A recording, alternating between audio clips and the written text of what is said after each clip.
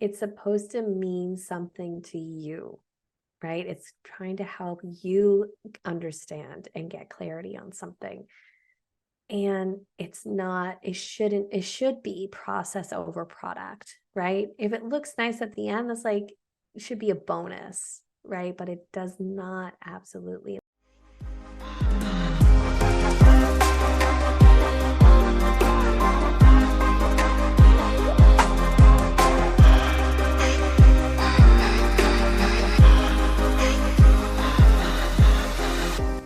Hello, Ashton. Thank you very much for joining us today. I am so happy to be here. Thank you so much for inviting me. My pleasure. My pleasure. And for anybody that is not yet familiar with who you are and what you do, could you introduce yourself to us? Absolutely. So, my name is Ashton Rodenhiser, and I live in Canada. I'm a mother of three, and I am a professional visual communicator, graphic facilitator, and sketchnoting educator. So we'll just leave it at that for now. All of that is very curious. I feel like a lot Yes, of it these words are the is. first time that, oh, what does that mean? So Exactly. So for that's why I'm like, anybody I'll just leave it not there. within that sphere, not within the let's say the known industry, what does that mean? Yeah, so really, I love being in situations where people are having conversations or people are digesting information and trying to make it easy to understand using visuals, using live illustration techniques, and combining words and drawings to help elevate those ideas. Perfect, perfect. And in terms of your, like you said, the visual communication side of things that you do, where did that get started for you? What was something that you had in your head going through? Okay, that would be really helpful. And I'm asking that because I feel like a lot of people, and we were even talking about this last time, a lot of people identify as visual learners, but we don't always know what to do with that. So how did you Right. get started? Yeah, that's a really, really good point. And yeah, I think most people consider one of their learning styles to be visual. And the example I always give is like YouTube. You know, YouTube is the second largest, sorry, search engine in the world for a reason. Right. So I actually got into finding out that this thing existed as a facilitator. So I would find myself in different types of situations where I had to manage a group of people to get towards some sort of goal. So sometimes that would be strategic planning and different types of workshops. And it's really about listening to what they're saying, synthesizing and hearing what they're saying, feeding back what you're hearing to them, right? Making connections with others in the room, really allowing them to hear their own voice and their own wisdom. So as a facilitator, your expertise is around the group process and less on I know things, I'm going to teach you things, right? So I really, really fell in love with that sort of world. And after I was doing that for a little bit, I had met a friend and he also did facilitation. And he told me about this 1 day workshop about graphic facilitation. And at the time, I had no idea what it was, I'd never seen it before. And, where instead of feeding back in words to a group, now you can feed back in images and pictures and show them their own ideas using that visual language, right? And just using like little icons and little drawings and words on a piece of paper live in front of their eyes. And after I did that 1 day workshop, I was totally sold. I was like, this is awesome. I was like, this is like this beautiful coming together of all things I love about facilitation and how people think and learn and engage with each other. And this other world of me that I hadn't really yet explored too much, but I've always really, really been creative, but I didn't think like being a professional artist was like ever going to be in my wheelhouse for opportunity, just because of so much negative rhetoric around what it is to be an artist, right? So it really was this beautiful coming together of, the creative side in me and being able to do that in a setting that I really, really love and combining those two. and I was facilitating a group at the time, and I just started throwing up paper, didn't really know what I was doing, drawing things out. And I was shocked when I looked at things, these drawings like months later, how much I remembered. It took me back to the conversation. And at that point, it really stuck with me that this isn't just like something that's cute or nice or like nice to have, but I was like, this is really much more powerful than I thought it was when I was first introduced to it. So it was at that point that I was like, okay, I really wanted to learn how to do this really, really well. So I kind of left facilitation kind of to the wayside to, and I'll collaborate and work with other facilitators. And yeah, just decided to really kind of go in all in on the graphic aspect of this communication work. And have you noticed that being, like you said, very helpful within your own learning, perhaps not as a way to help others and as a means of doing that, you notice, oh, hey, I learned something from that conference too, but within your Yeah. own personal life, is that something that you use as well? Especially those first few years before I really started to intentionally build a business. I didn't really know where I wanted to go with it in the beginning. I knew I really loved it and I wanted to do it, but I didn't know to what extent that was going to look like quite yet. I was really trying to figure out, like, is it possible to build a business just around this one specific skill set, or am I going to have to integrate it into other pieces? So I used those first few years. A lot of my practicing was for my own learning. So every time I listened to a podcast or listen to an audiobook, I would, or, documentary, all these types of situations where I find myself in that I would be learning something. I used it as an opportunity to practice the skills and just did it for my own learning and for my own experience. And I've kept mostly everything that I've ever done, Yeah. either the paperwork or photographs of everything that I've done on paper.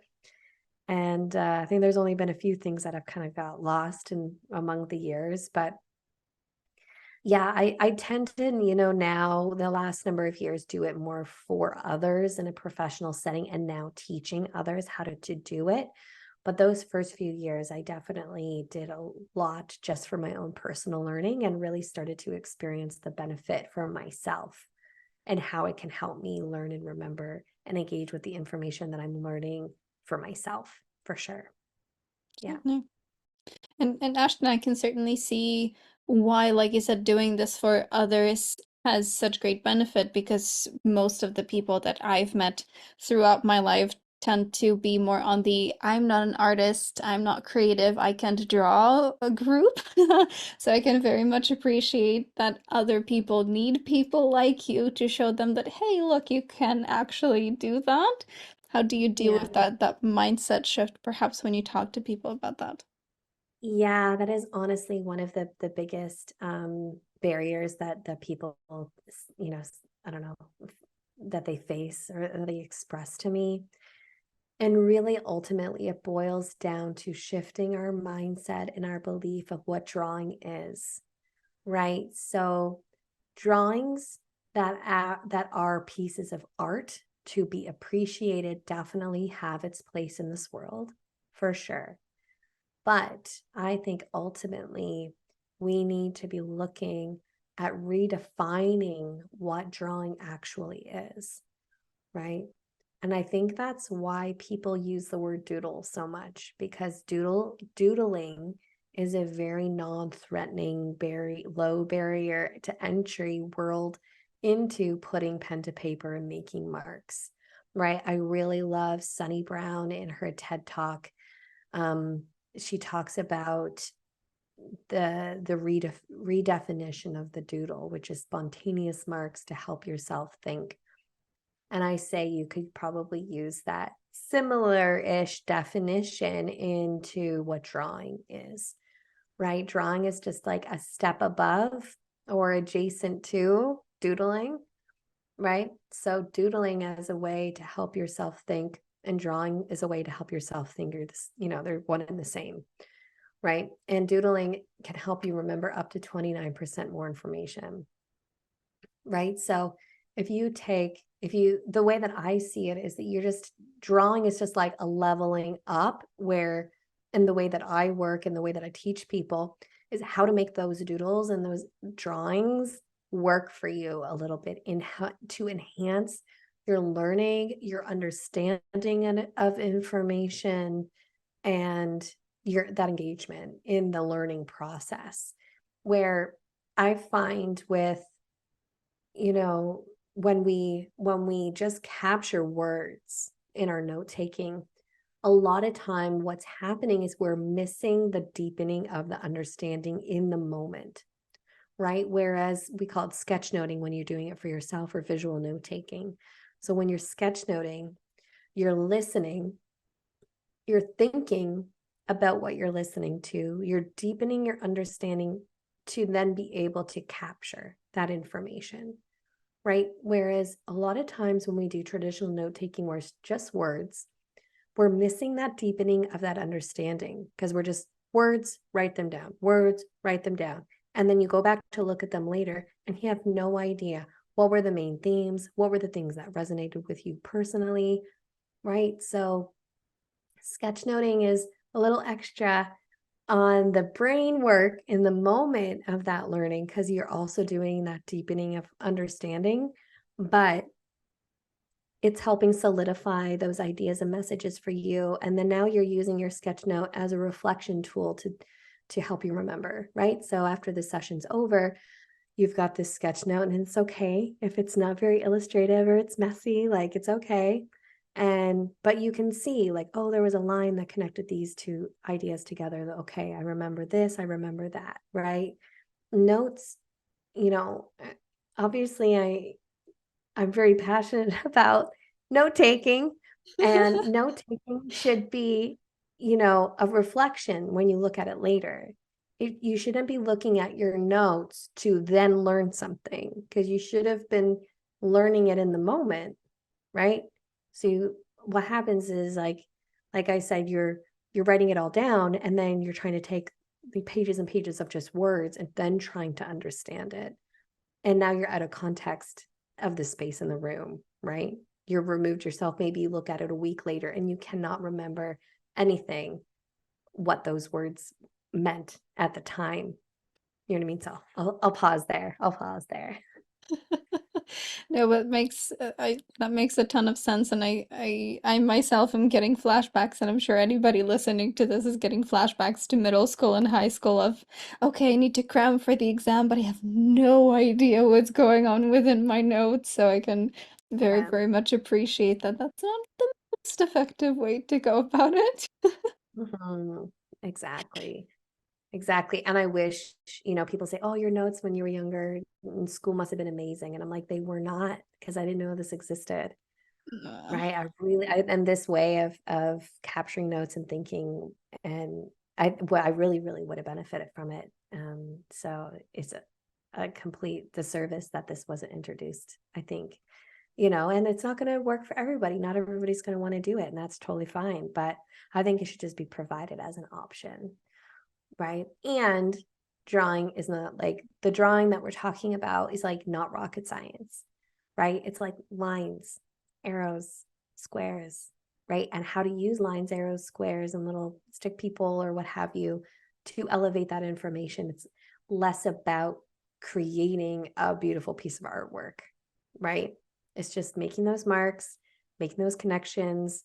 If you really want to remember something, put a couple lines under it or whatever it is. Like, it's just making marks, more focus on making marks in the beginning when you're starting this out, and less focus on, oh, I have to draw something. Like, I do teach people the aesthetics of sketchnoting because they want to draw something that looks nice. So I definitely do teach that to people. But I don't even teach like icons and those like actual little drawings until well beyond, like like you really have to kind of get those basic elements down first and gain your confidence and just start doing it, and then you can start adding in, we call it building your visual vocabulary, right? You just start building in like, you know, honestly, for the first 3 years, I did like a light bulb little image on like everything because it was one of the only images I knew how to draw.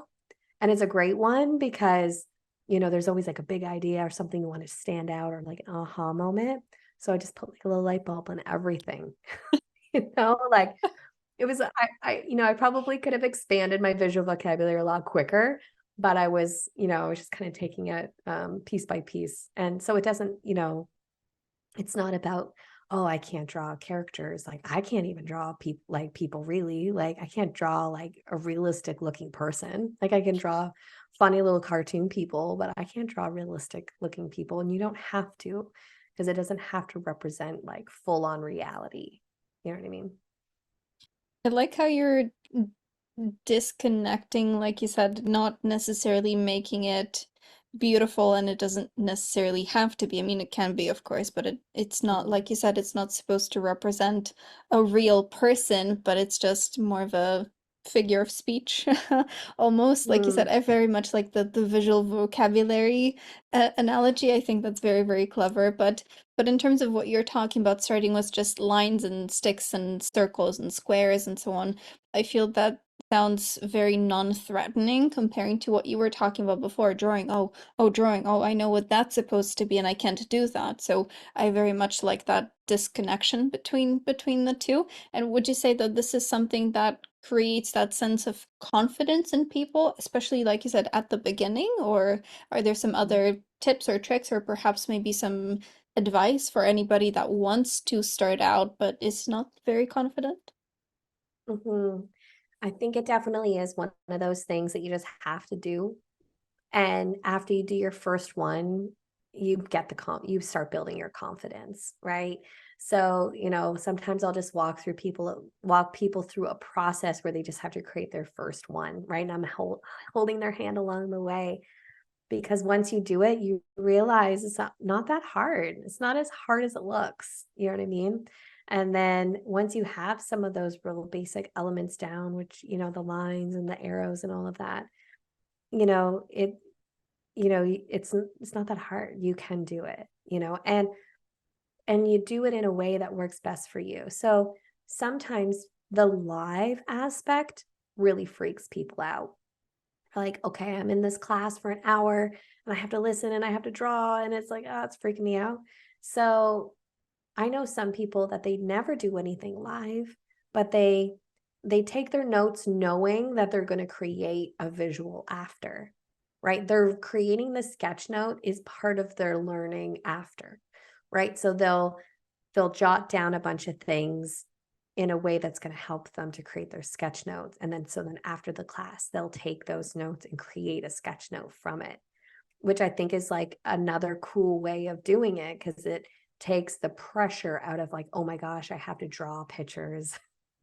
As we already know, like doesn't have to look nice. We're not really talking about drawing pictures, but it can help allow people to benefit from the visual note taking sketchnoting experience without the pressure of having to do it in real time, right?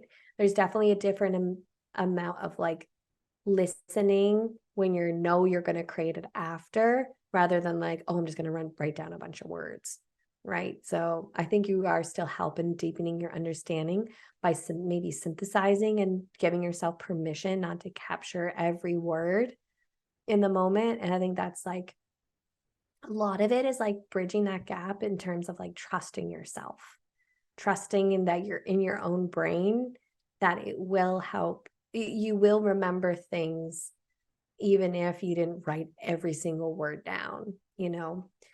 And yeah, so I guess that's just a few ideas based on your question to kind of consider. Yeah. And I left that point, Ashton, that it's not just taking notes for the sake of taking notes, but I'm taking notes with the thought of doing something very specific with them later on, instead of, like you said, I will just take note of everything and hope that I remember everything, versus, okay, I know exactly what I need, the exact specific information that I need in order to create that sketch note. And that makes so much more Mm-hmm. sense, like you said, as opposed to the alternative. So I Mhm. think that's a wonderful way of thinking about it. Yeah, and like, and there's obviously going to be different scenarios that you're in. If you're a student in college and you're like, this information is going to be on an exam that I have to pass, right? There's a lot more pressure than like, oh, I'm in a meeting and I know there's also going to be minutes or, I could talk to my friend and be like, what did they say again or what have you, I do honor the amount of pressure that some situations will endure. Like you will be in situations where it will be a little bit more like quote unquote high stakes, right? But I think sketchnoting and visualizing information, I think is perfect for situations that are high stakes. Like they should be leveraged in those types of situations where, the learning of that information is so incredibly important, right? So you could maybe in those spaces where it's not as crucial, you can use those opportunities to practice. So if you forget or you didn't hear something, it's not the end of the world, right? Whereas then when you're in a space where you're like, this information is incredibly important for me to try to get as much as I can out of it, then you're kind of like you've built your confidence up. um, and I think it is really important to kind of know the reason why you're doing something. Exactly what you said of like, why am I taking notes and how am I going to use this after? And that can inform you, oh, well, maybe in this class, I'm going to do regular note taking because the professor is really like detail oriented. I have to get every word. Or this one is a little bit more flexible and it's going to be more focused on some of those high level with supporting details and things that maybe the pressure's off a little bit more, and that's like those are great opportunities to do some practicing with the sketch. It's kind of like yoga, like you never Yeah, finish, like you never get to the end. true. Like, right, True. you Yeah. never, it's like I always a passed. practice. Done. I passed yoga, Yeah. like that doesn't exist. And I don't know if that's comforting or frustrating for people to hear, right? They're like, I just want to do it, the thing. I just want to create a nice sketch note. I just want to be in it already. But that beginner's gap that Lisa Condon in the artist, find your artist voice, something like that. She talks about this beginner's gap. And the beginner's gap is so real for people because they'll maybe see someone in their class or they'll look at my work and be like, oh, I want my skill set to be like, I want my sketch notes to look like this. But your reality of when you're starting is like your skill set does not match where you want to be today. And that's the gap, right? And a lot of people, unfortunately, do not muster through the gap to get to the point where your skill set does match where you want it to be, you know you still never, you always are pushing that gap, even, you know what I mean? Always. You're never always there, but you do develop your style and get more confidence as you practice. And unfortunately, I think is that gap is so wide for people sometimes, and that's why they don't even bother trying in the first place, which is too bad. Yeah. And that's not just for this, that's for everything in life. Of course. Of Yeah. course. And I'd love to circle back, connected to what you just said, to what you said before, that this is not necessarily for everybody and it's not going to be the style for everybody. How do you marry those two? The people that, oh, I'm just not really good at drawing, so maybe I started, maybe I did 10 and they all failed, so oh, this is just not for me, versus the people that genuinely are just maybe more auditory learners potentially. How do Mhm. you marry that? Have you had that experience with both types of people, maybe? I don't know if I can answer this question specifically because I think I just encounter people who like my whole world is just surrounded by people who get this kind of work Hmm, way of sure, thinking and learning. Right. So, I think the people who look at it and they're like, I don't get it, then they I don't usually talk to them, which is too bad, I guess. sure, But fair. I think it's less about the fact that people think, oh, this is not how I learn. It's more, I think it just kind of goes back to what I was saying is like people don't even try.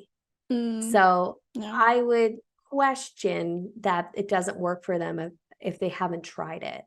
It's like, how do you know you don't like that food if you've never tasted it? Right? You know Yeah. what I mean? Like, now it's interesting because I would say up until I started doing this work that learning auditory is on the bottom of my list for learning. But now it's at the top because I've put myself into situations over and over and over again over a course of all these years. That is my preferred way of digesting information, right? So I'm at a conference and the people are talking, I'm listening, right? I'm in a meeting, people are talking, I'm listening. So I'm listening, listening, listening, listening. Give me a blog post, it's not as fun. I'll do it, it's not great, but I'll actually like get one of those readers to read the blog post to me Right. Yeah. because I don't want to read it. Don't make me read it. Just read it to me, you know? And so I don't think that just because you might think, oh, well, this is my preferred way of learning, that it can change. And I'm a kind of a product of that, where I said, auditory was kind of on my bottom and now it's at my top as a preferred way to digest information. I think I'll always prefer a picture or watch someone on a YouTube video to do something. But if I can hear them, if I can look over and there's a supporting visual, that's great, but I need to be able to hear their words. So sometimes people will send me like a PowerPoint deck and they're like, can you create one graphic from this PowerPoint deck? And I just did one last week, but they're not my favorite. I'd rather you get on a Zoom call with me, you read the whole presentation, or you not read it, but you say it and you have your slides, and that's great, but I would prefer that than just like looking at a bunch of graphics or reading about it and trying to figure it out. Yeah. That's fascinating. Very I interesting. know. I know. Yeah. I don't know what science supports that. I have no idea. But that's just from my own personal experience. Yeah. And do you think that changed just because you had to listen so much? Or why do you think that happened? I think it's just like I think I was forced into it Mm, in a way, like I don't have a choice. It started by you don't have a choice, you have to learn this way. And then I think over time it shifted to, instead of it being not ideal, not an ideal way of learning for me, it became my preferred over time, just from like maybe my brain rewiring itself as like, you know, you got to listen to stuff because you're listening to stuff all day long. So let's like help you out here and rewire in a way that helps you learn this way. I don't know. Like I said, I'm not a scientist, but maybe that's something to it. I don't know. I guess you that's just like act interesting. like no matter what kind of environment, you acclimate yourself to it, Mm. right? So if you're, um, like you pick up things, like if you move to a new country, you're going to pick up on mannerisms or the way that people say things or like little things that happen, like just by being in that environment. I think it's probably the same kind of thing. And would you say that you were very mentally open to that happening, or was it not even on your radar that, oh, hey, maybe I can change that, but it was just a background kind of situation? Honestly, I think it just kind of happened in the background. I didn't like work towards it. I didn't think about it. I just like, I think because I was so determined that I wanted to do this type of thing as like a job, like I Mm. had that, like I wanted to, I wanted to do this so bad. And I I think just because of that tenacity is like, oh well, we're gonna have to learn how to listen in this way. Like I know I could always do it before, it just wasn't my preferred way. You know what I mean?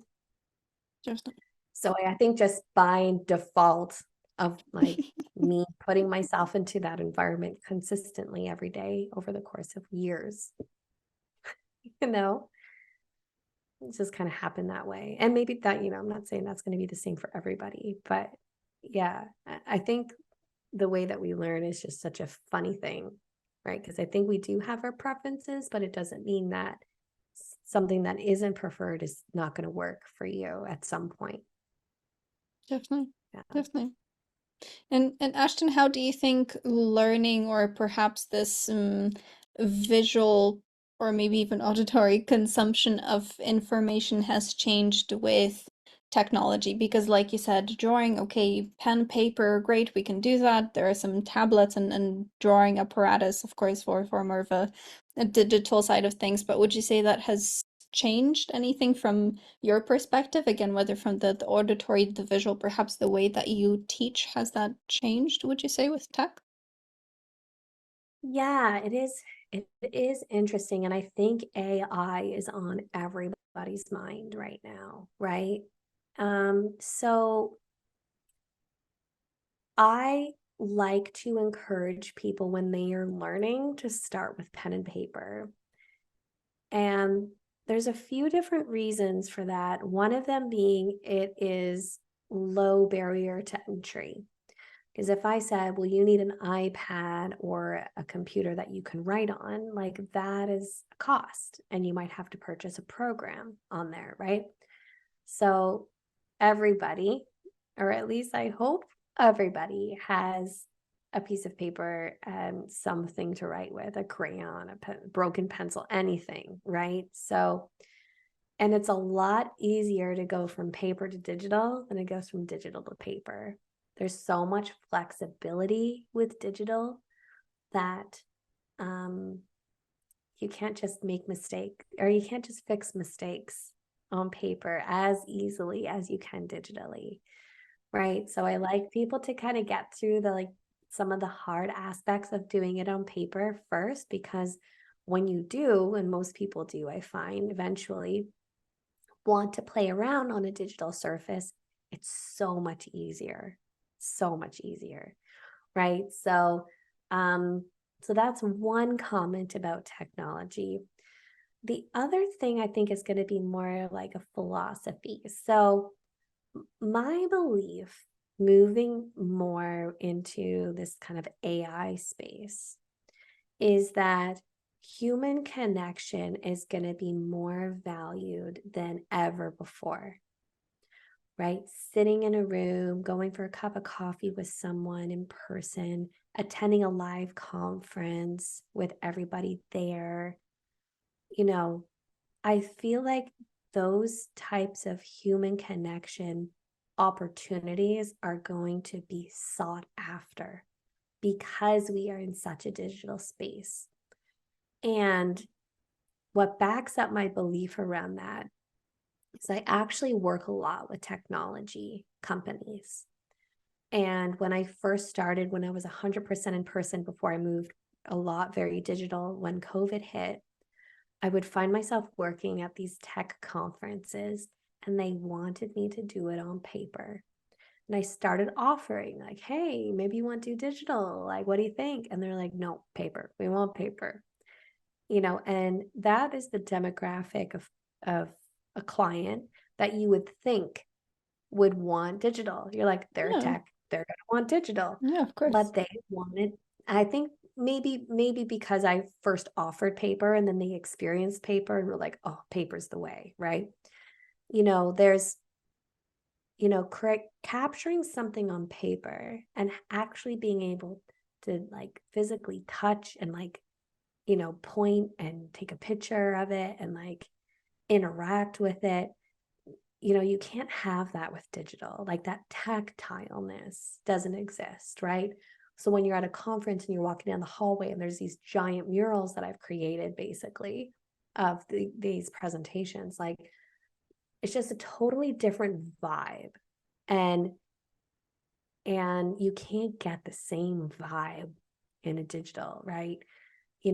I still do a ton of digital graphics for clients, and it works very, very well from an accessibility standpoint where people can be in person and they can be virtual, and I can do it virtually, and both groups of people can experience it. Where if I'm only in person on paper, then the digital folks miss out, right? So yeah, I'm still very primary digital, but I think moving forward, people are going to be more, I think they're going to question, did an AI write this?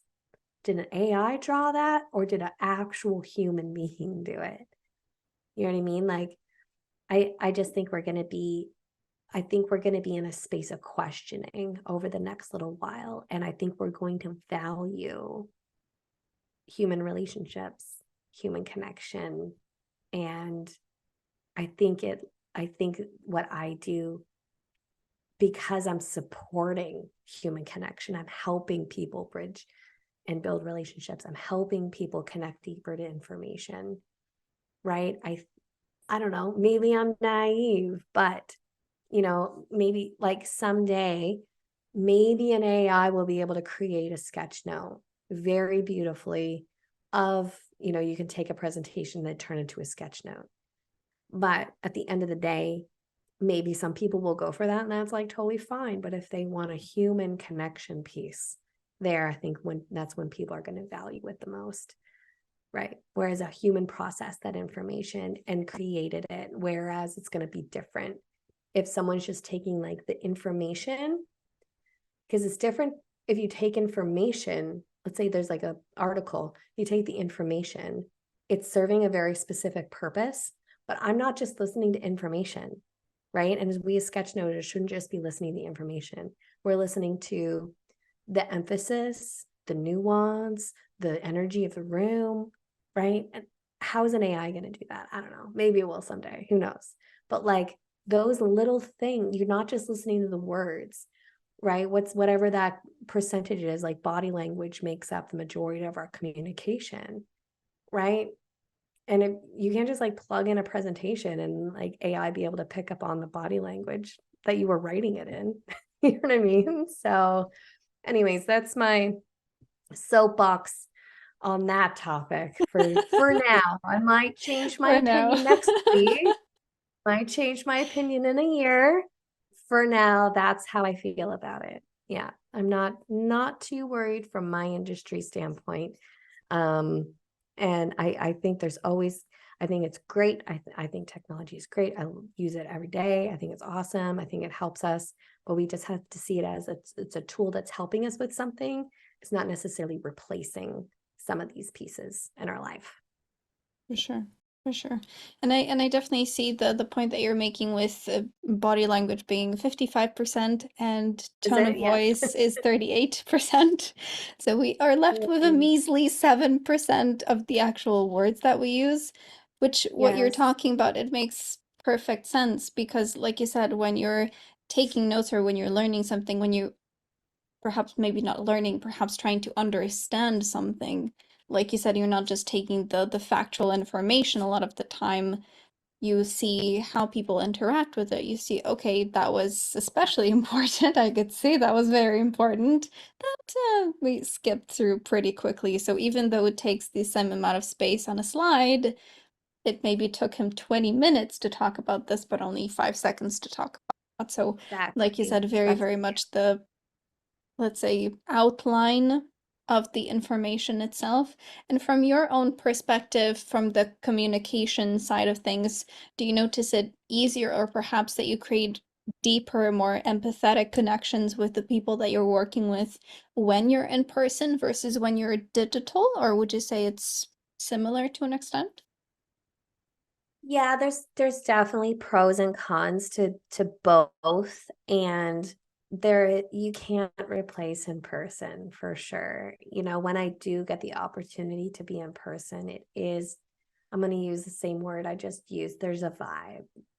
There's just a vibe that is hard to explain that being in person elevates for sure. Yeah, it definitely is one of those things that I get to have. It's different if I'm answering a question that someone asks me about my process in a Slack channel, whether I'm there and I get to like talk with them and stand by the graphic and point and talk about it and go into detail. And especially when you're in situations like it's very difficult to be digital when you're in more of a facilitated type sessions. Those really have to be in person, right? Whereas if it's a conference, like you can get away with digital, and sometimes maybe it's better. But if you're trying to figure out the strategic direction of your organization for the next 2 years and you're capturing all the voices in a room, it's pretty darn important to be there, right? Because you're hearing multiple voices and the nuance between the conversations. Very difficult. I think I've only ever done like one or two online, to be honest with you. The rest of Yeah. them, they have to be in person. It's very, very difficult.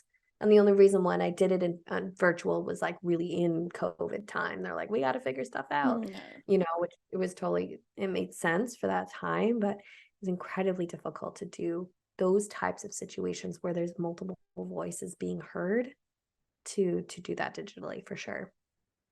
And with your experience with working with, I suppose, a lot of different people all the time, like you said, those conferences, those meetings where I suppose it's always different people, to anybody listening that is maybe not very comfortable in these social situations, perhaps more on the shy side of the spectrum, what would you recommend to perhaps maybe break the ice or to get more comfortable talking to new people, be it clients, being coworkers, whatever the context might be? Oh my, I think a lot of it, honestly, it boils down to how the organizers set up the space. You know, because I am an introvert and I struggle to make small talk. I'm a deep conversation kind of person, if you haven't figured out by now. Yeah. I do not thrive in small talk at all. I want to know you when I meet you. Right. And if there's not a safe space to have that vulnerability in conversations with people, I just stay silent. I stay quiet. I would rather not talk to anybody than to have to feel like this isn't a safe space for me to share who I am, right? Unfortunately, I think it boils down to the environment that you're in, and hopefully the organizers or your colleagues or whoever it is, whatever space you're in, creates that environment of safety. Hopefully they do that. And I think it's okay to choose to stay quiet if it's not a safe space. Like, I think that's totally fair. Just kind of do your own thing. Unfortunately, because some people don't understand the nuances of how to create safe spaces for people.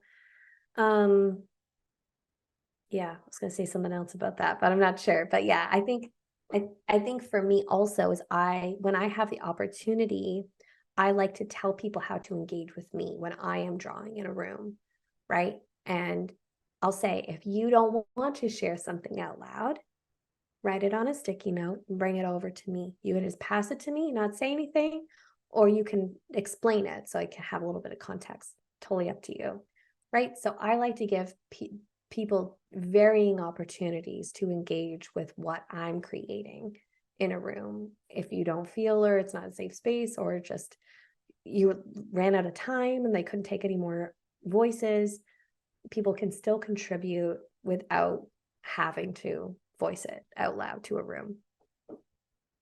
I love that point, and I would love to reiterate for anybody listening that you can ask, maybe not tell is a bit maybe of a strong word, but you can ask people to communicate with you in a way that you would prefer to be communicated with. Because I Mm-hmm. feel like we, or at least the people that I've worked with in the past, I feel we all get so stuck in, okay, it's supposed to be like this, or I'm supposed to be speaking like this, or I'm supposed to be asking this kind of question, and I'm not supposed to be Right. asking this kind of question. But in reality, maybe I'm super chill, super open, and you can talk to me about anything, right? So from that perspective, hey, like you said, you can talk to me, you can write a sticky note, you can do all of these different things, and showing people that it's okay to communicate. And for the flip side, knowing that you as the listener, and then you as everybody, you can ask other people to, hey, talk to me in this way, or if you can't do that, like you said, show them the opportunities of different ways of communication. And that's why I was so intrigued by what you do, because I feel like most people are, okay, well, I can use my words, I can talk to you. But maybe not. Maybe you can make a sketch note, or you can draw something for me, or you can doodle if you don't want to draw. And so there are so many different ways of communication that it doesn't have to be just limited to the words that we say, but rather the thoughts perhaps that we have. Yeah, like some people just struggle to communicate in words, right? And I think it's a great opportunity to give people other ways to communicate. And I like that, like prefacing, like, hey, this is how I would love for you to communicate with me. Like, could you just, instead of standing here and having this big conversation, could you send this in an email so I can read it later? Like, I want to digest this. Like, I'll say to my kids, be like, okay, I know you want to say something to me. I cannot hear you right now. Okay. I will come to you in after supper or whatever is going on. I really want to hear what you have to say, and I cannot listen to you right now. Right.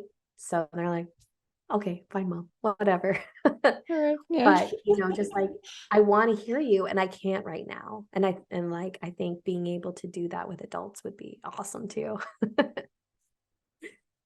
True, Yeah. true. Not everybody's as understanding as, yeah, okay, sure, that's fine. Exactly.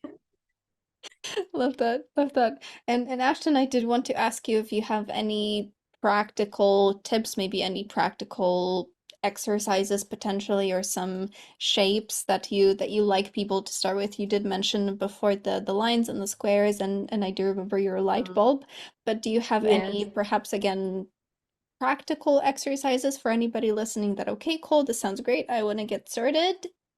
What do Mhm. I do? Yeah, we're gonna back it up before we even draw anything. Okay. Preferably, like I said earlier, pen and paper, pencil, or whatever it is that you have, and capture on a plain paper. No lines. No lines. Get rid of the lined paper. Take that plain paper, if it's white or if it's a different color, it doesn't really matter, and turn it on its side.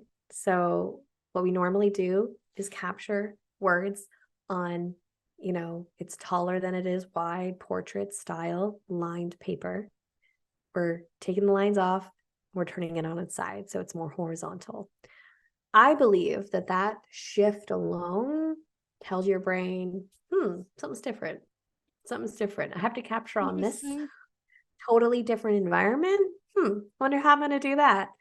Right. So, setting up your environment and setting yourself up for success is going to be the most important thing.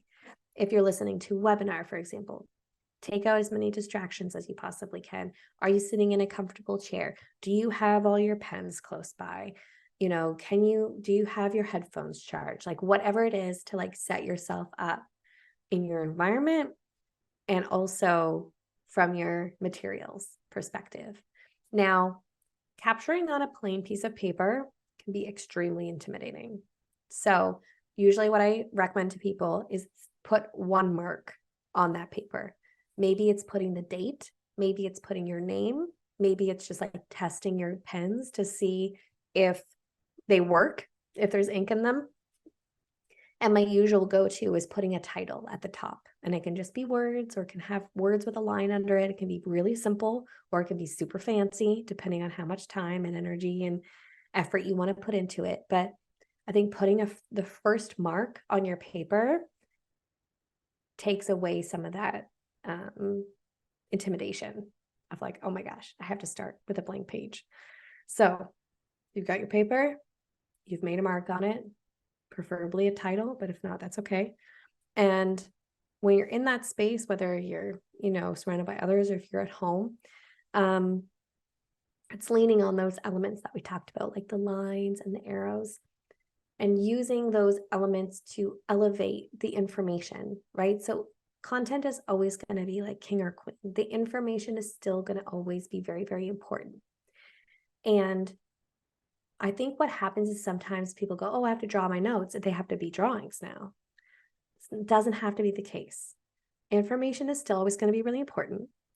And if the drawing aspect freaks you out a little bit in the beginning, just start adding in a few things, right? Like maybe it's 99% words and 1%, drawing elements, right? When I say elements, that's like your line and your squares, like real basic stuff, right? And then maybe as your confidence level grows, it's like 95% words, 5% drawing elements in a light bulb or something like that.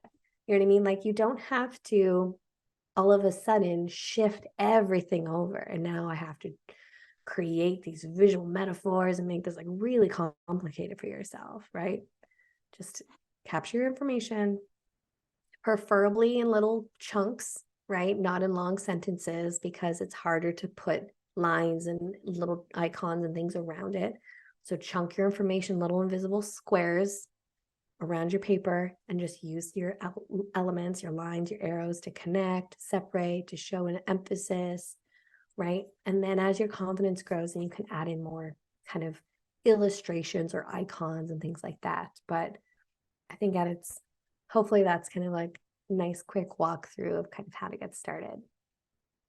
I very much like that you just start, like you said, very, very basic because that's what I was thinking as well. Okay, now I have to do all of it as a visual, but what you said makes perfect sense. I mean, why go overboard to the other side if you can just start with, like you said, a lot of words and just maybe little lines and squares and so on.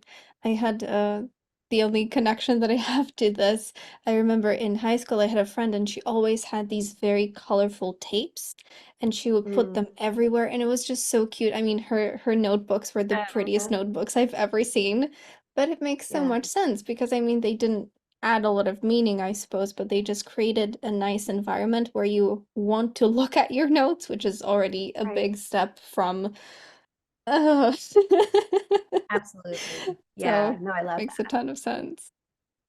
Yeah, and like in the beginning, if you can, really try not to put to put too much pressure on yourself to create something that looks pretty. It's very hard to do. It's very hard to do, but you know, practice your lettering is kind of a big one. If there's letters that you don't like, because the writing is still always going to be really important.